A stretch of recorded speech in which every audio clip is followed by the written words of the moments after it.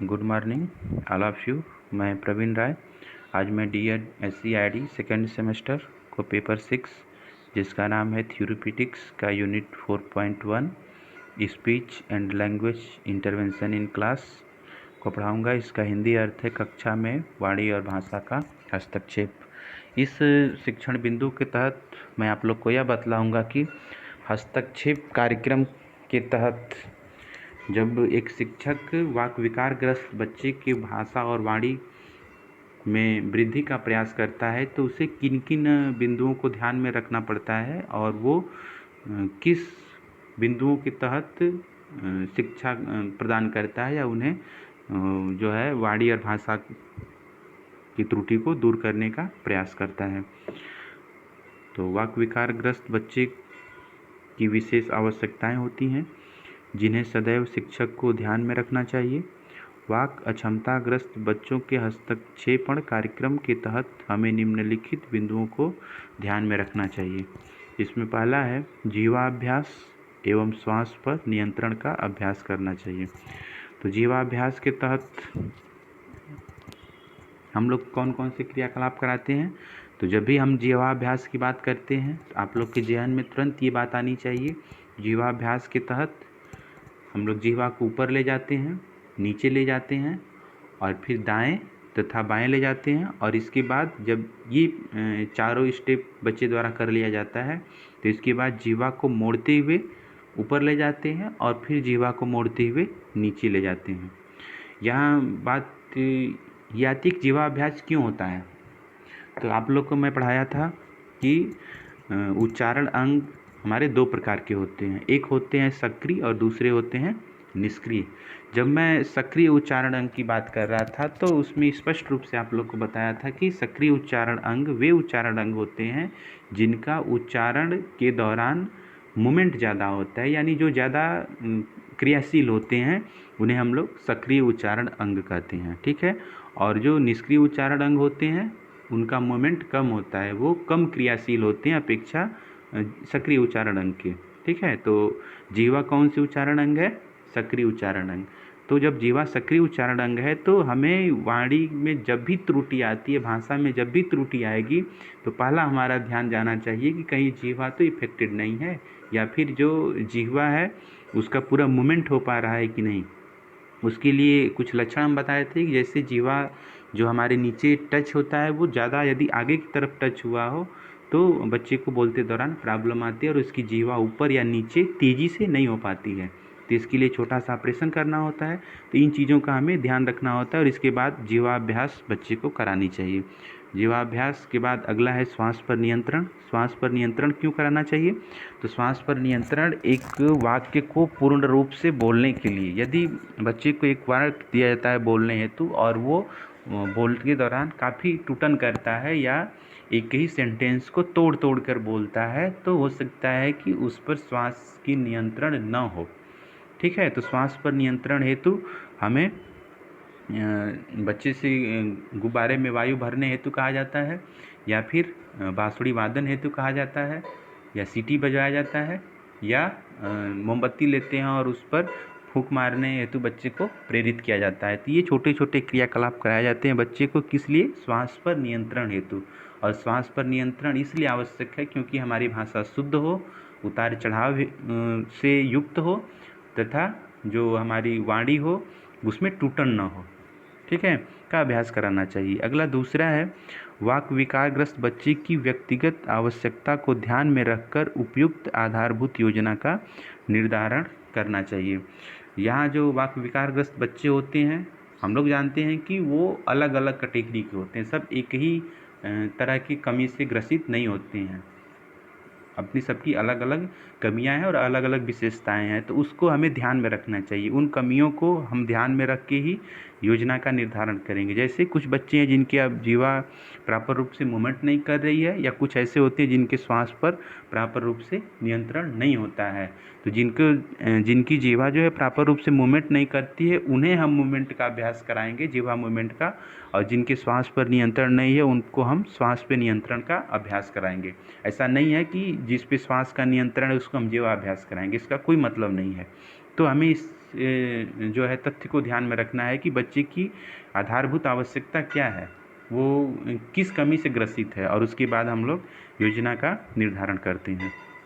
ठीक है। तीसरा है, प्रत्येक पाठ में क्रिया और खेल की प्रधानता होनी चाहिए, जिससे बच्चों में रुचि एवं प्रेरणा जागृत हो।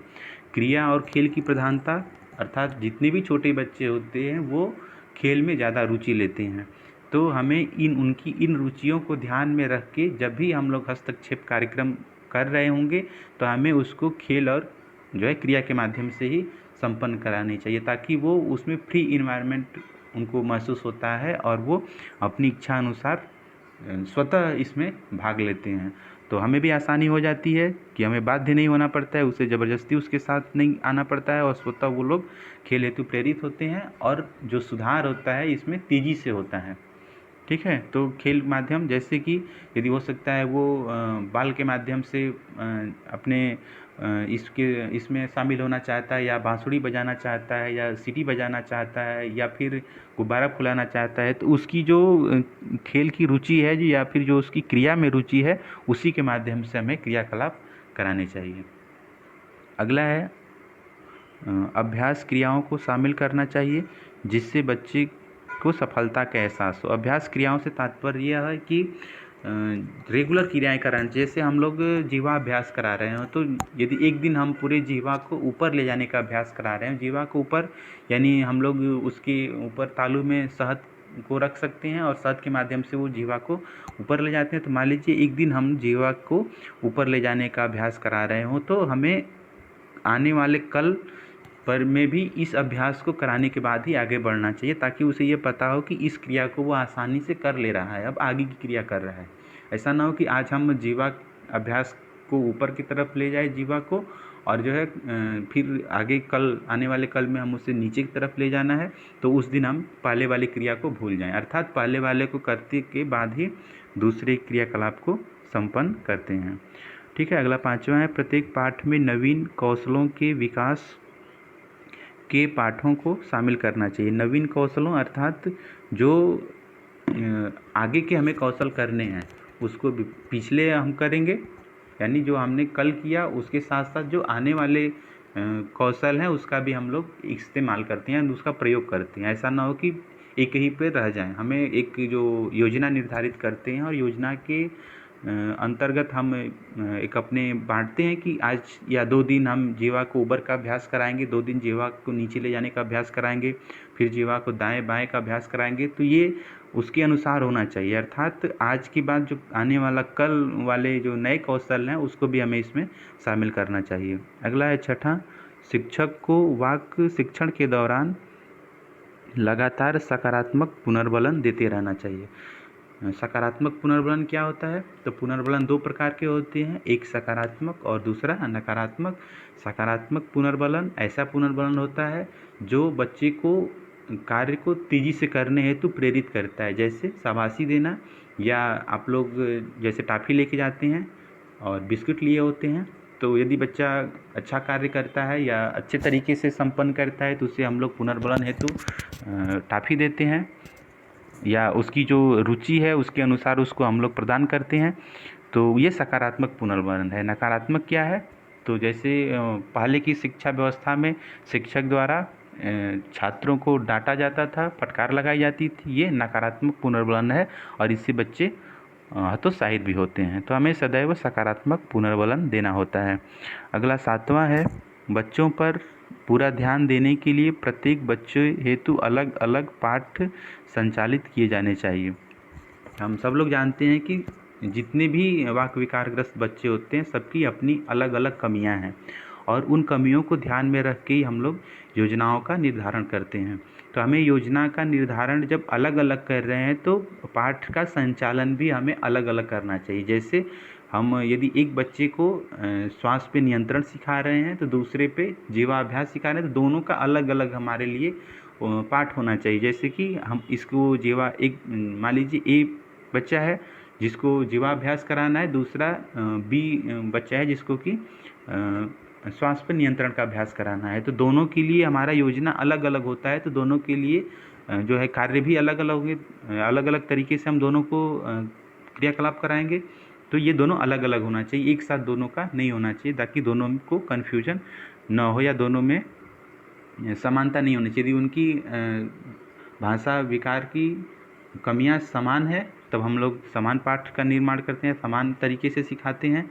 वहीं जब दोनों की कमियां अलग अलग हैं तो दोनों को अलग अलग जो है सिखलाते हैं। कमियों के साथ साथ उसमें एक चीज़ और हमें ध्यान देना है कि सीखने की प्रवृत्ति कितनी है, कोई तेज़ी से सीखता है और कोई धीमी गति से सीखता है। तो जो धीमी गति सीखता है उसके लिए हमारे पाठ का निर्धारण धीरे धीरे होगा, यानी जो चीज़ें हम यहाँ पर एक दिन में करते हैं सामान्य बच्चे के लिए, वहाँ पे 3 दिन 4 दिन या उसके आवश्यकता को ध्यान में रख के या उसकी क्षमता को ध्यान में रख के निर्धारित किया जाता है। अगला है 8वां, प्रत्येक बच्चे की अच्छाई और कमजोरियों की पहचान करनी चाहिए तथा अच्छाई को बढ़ाने एवं कमजोरियों को कम करने का प्रयास करना चाहिए। अच्छाई और कमजोरी, जैसे कि हमें पता होना चाहिए कि बच्चे को किस ध्वनि को उच्चारण आसानी से कर पा रहा है, जिसमें कोई त्रुटि नहीं है, और किन ध्वनियों को उच्चारण करने में उसे समस्या आ रही है। जैसे आप लोग को ये भी बतलाए थे कि अल्प प्राण और महाप्राण। तो जब अल्प प्राण और महाप्राण, तो ऐसा हो सकता है कि बच्चे में जो है श्वास पर नियंत्रण न हो, तो श्वास पर नियंत्रण नहीं होगा तो वैसी ध्वनियाँ जो अल्प प्राण की ध्वनियाँ हैं उनको बोलने में उसे कठिनाई होगी, लेकिन महाप्राण की ध्वनियों को वो आसानी से बोल लेगा। तो हमें पता है कि जब महाप्राण की ध्वनियों को आसानी से बोल लेता है तो उसकी कमजोरी क्या है, तो अल्प प्राण की ध्वनियाँ। तो अल्प प्राण की ध्वनियों पर ही हमें फोकस करना है और उससे ही उच्चारित करवाना है और उसकी इस कमी को दूर करने का प्रयास करना है, न कि महाप्राण की। क्योंकि महाप्राण इसलिए बोलता है कि वह ज़्यादा वायु निकलता है और वायु जो है श्वसन प्रक्रिया में ज़्यादा वायु निकालता है, और जब महाप्राण होता है उसमें ज़्यादा वायु की आवश्यकता होती है, इसलिए जो है महाप्राण की ध्वनियों को वो बोल लेता है। ठीक है, अगला है, जिस प्रकार एक सामान्य बच्चे में भाषा का विकास होता है उसी प्रकार वाक विकारग्रस्त बच्चे को भाषा सिखाना चाहिए। हम सब लोग जानते हैं कि जो सामान्य बच्चे होते हैं उनको भाषा नहीं सिखलाई जाती, वो स्वयं भाषा को अर्जित कर लेते हैं, वो उनके सिखलाने की या उनको भाषा का जो है थेरेपी देने की आवश्यकता नहीं पड़ती है। लेकिन जो वाक विकारग्रस्त बच्चे होते हैं उनको भाषा सिखलाने की आवश्यकता पड़ती है। इसलिए सबसे पहले आप लोग स्पीच का ट्रेनिंग देते हैं। स्पीच ट्रेनिंग अर्थात हमारा भाषा विकास कैसे होता है, पहले वाणी से होता है, पहले छोटे छोटे सेंटेंस बच्चे द्वारा उच्चारित किए जाते हैं। उसमें भी मैं आप लोगों को बतलाया कि ये सेंटेंस कैसे होते हैं, द्विओष्ठी होते हैं या कंठी होते हैं, डायरेक्ट कंठ से आते हैं। उसमें जो उच्चारण अंग होते हैं एक दूसरे को संपर्क करने वाले उच्चारण अंग का कम से कम प्रयोग होता है जब बच्चे छोटे होते हैं, यानी लगभग 4 से 6 माह के बच्चे होते हैं। लेकिन धीरे धीरे बच्चे बड़े होते जाते हैं और उनके उच्चारण अंगों पर नियंत्रण होते जाता है, तो वो धीरे धीरे एक शब्द को उच्चारित कर 1 वर्ष की अवस्था में लगभग एक शब्द को उच्चारित करना प्रारंभ कर देता है, फिर धीरे धीरे उसको भाषा के रूप में कन्वर्ट करता है। तो जब हम बच्चे को स्पीच थेरेपी देंगे तो हमें भी इस बात का ध्यान रखना है कि जो हम लोग समय निर्धारित किए हैं कि शब्द का ज्ञान कैसे होगा, इसके बाद फिर कैसे उसको शब्द को हम लोग एक कठिन शब्द में कन्वर्ट करेंगे, फिर उस शब्द को वाक्य के रूप में कैसे कन्वर्ट करेंगे। तो धीरे धीरे उसको हमें आगे बढ़ाना है, न कि सामान्य बच्चे से उसकी तुलना करके। उसकी अपनी जो क्षमता है उसको ध्यान में रख के ही प्रक्रिया सामान्य बच्चे की रहेगी, लेकिन हम लोग जब उसको सिखलाएंगे तो वो उसकी क्षमता के अनुसार सिखलाएंगे। ठीक है, अगला है 10वां, बोलने की क्षमता सुनने से विकसित होती है, अतः वाक विकारग्रस्त बच्चे को ध्यान से सुनने पर बल देना चाहिए। ये कहा जाता है कि जो जितना अच्छा वक्ता श्रोता होता है उतना ही अच्छा वक्ता होता है, अर्थात अच्छा बोलने के लिए हमें अच्छा सुनना आवश्यक होता है। तो जो वाक विकारग्रस्त बच्चे होते हैं उन्हें सबसे पहले हम लोग को सुनने पर फोकस करना चाहिए, अर्थात ध्यान से सुनो। यदि आप उच्चारित करा रहे हो तो ऐसा ना हो कि बस आपको ये ध्यान देना है कि वो गलत उच्चारण कर रहा है या सही कर रहा है, आपको ये भी ध्यान देना है कि वो वाक्य को या जो शब्द को सही से सुन पा रहा है या नहीं सुन पा रहा है। वो तो पहले हम उसे शब्द को या वाक्य को सुनने पर बल देंगे, पहले सुनेगा और इसके बाद फिर उच्चारण करने का या उससे उच्चारण करने हेतु प्रेरित किया जाएगा। अगला 11वां है, बोलना एक अर्जित कौशल है, यह कौशल पर्याप्त अभ्यास द्वारा प्राप्त होता है, इसलिए वैयक्तिक रूप से प्रशिक्षण की आवश्यकता होती है, अतः इसका प्रशिक्षण प्रतिदिन कराना चाहिए। जैसे आप लोग रेगुलर जाते हैं स्पीच थेरेपी रूम में और रेगुलर बच्चों के साथ वाक्य का या भाषा का प्रशिक्षण देते हैं, तो जो शिक्षक होते हैं उसे भी प्रतिदिन बच्चे को भाषा या वाणी का प्रशिक्षण देते रहना चाहिए, तभी ये अभ्यास में। और यदि अभ्यास में ये नहीं है, जैसे यदि हम बोलने का लगातार अभ्यास न करें या बच्चे द्वारा लगातार जो है बोलने का अभ्यास नहीं कराया जाता है, तो वो धीरे धीरे जो भाषाई उसका स्तर है उसको भी भूल जाता है। और व्यक्तिक अभ्यास से तात्पर्य है कि ऐसा ना हो कि हम कॉमन सदैव वो बच्चे को जो है स्पीच थेरेपी कॉमन तरीके से देंगे। तो कॉमन तरीके से यदि स्पीच थेरेपी देते हैं तो हम उसकी व्यक्तिगत जो कमियां होती हैं उसको नहीं ध्यान दे पाते हैं और न वो ज़्यादा प्रकाश में आती है। लेकिन जब हम उस पर व्यक्तिगत ध्यान देते हैं तो उसकी कमियों को और ज़्यादा नज़दीक से जानते हैं और उसको उस पर ज़्यादा बल भी देते हैं। इसलिए जितना भी ये प्रशिक्षण होना चाहिए ये व्यक्तिगत स्तर पर होना चाहिए। अगला 12वां है, बोलने की क्षमता प्रभावशाली ढंग से विकसित करने के लिए वातावरण की आवश्यकता होती है, अतः उपयुक्त वातावरण प्रदान करने के साथ साथ बच्चे को कक्षा में, खेल मैदान में, घर में बोलने हेतु प्रोत्साहित करना चाहिए। जो वाक विकारग्रस्त बच्चे होते हैं वो लगातार लोग उसकी कमियों को सामने लाते हैं और उस कमियों के सामने लाने से वो स्वयं को असहज महसूस करते हैं और वो सार्वजनिक स्थान पे या खेल के मैदान में या घर पर कम बोलना पसंद करते हैं या लगभग नहीं बोलते हैं। तो हमें ऐसा वातावरण विकसित करना चाहिए जिससे कि बच्चा बोलने हेतु प्रेरित हो, उसे बार बार बोलने हेतु स्वतः बोले। ज़्यादा हमें ये न कहना पड़े कि बोल के ही बतलाओ। यदि वो नहीं कर रहा है तभी भी उस को हमें बोल के ही, जैसे मान लीजिए वो खेल के मैदान में है और बॉल उसे चाहिए, तो यदि संकेत में मांग रहा है तो आप उसे बॉल न दें, उसे कहिए कि एक सेंटेंस में बोले कि मुझे बॉल दीजिए, तब आप बॉल दें। यानी जब भी वो कोई क्रियाकलाप करे, घर में रहे, कापी की आवश्यकता हो, कलम की आवश्यकता हो, वो यदि अशुद्ध तरीके से बोल रहा है तो उसमें सुधार करिए और इसके बाद जो है उसे शुद्ध रूप से बोलने हेतु प्रेरित कीजिए। अर्थात ऐसा वातावरण बनाइए जिससे कि बच्चे को बोलने में कोई समस्या नहीं आए, और आसानी से जो है